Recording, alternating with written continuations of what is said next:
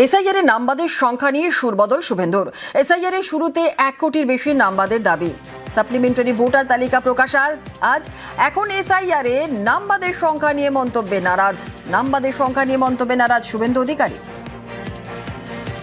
আমি তো একটা এসআইআর শুরুর সময় বলেছিলাম, তারপরে তো অনেক জল হাইকোর্ট সুপ্রিম কোর্টের হস্তক্ষেপ হয়েছে, অনেক নিয়ম নীতি বদলেছে। আমি সংখ্যা তত্ত্বের মধ্যে যাব না। অভারতীয়দের নাম, বিশেষ করে বাংলাদেশি মুসলিম অনুপ্রবেশকারীদের নাম থাকা উচিত না।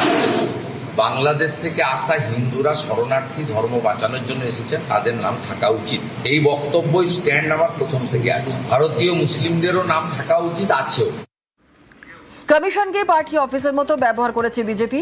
বাংলার মানুষের ক্ষোভ বুঝেই এখন সুরবদল, পাল্টা কটাক্ষ কুণাল ঘোষের।